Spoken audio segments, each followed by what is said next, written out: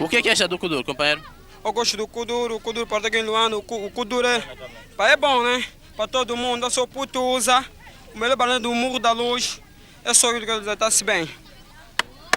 Digo assim, seguinte, people, sou Timberland, sou dançarino de Kuduro, de underground, sou pai do gueto, desta vez vou arrebentar para acabar com toda a malta. Estou aqui presente, não passa nada.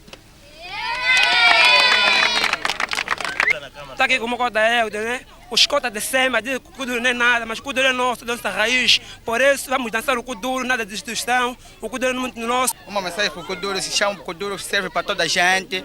Para mim também, que eu sou de lá embaixo dos Batium. Meu nome é Cadáver, dúvida nenhuma. O meu underground, o meu Kuduro, vou do Cacoaco.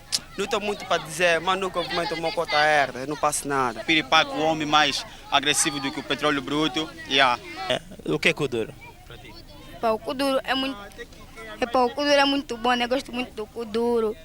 Quer dizer, muita gente diz que o Kuduro não é bom, mas eu acho muito bom. Kuduro, por mim, é uma arte. E eu, às vezes, me pergunto como é que os moços dançam se atirarem no chão. Kuduro é uma boa música que nós gostamos de curtir. Aqui a Marta Pius, a juventude, eu gosto do Kuduro. Kuduro para mim é uma harmonia. Kuduro para mim é uma dança tradicional em Angola, porque Kuduro surgiu de nós angolanos. O Kuduro surgiu dos taxistas! Quem sabe dessa coisa?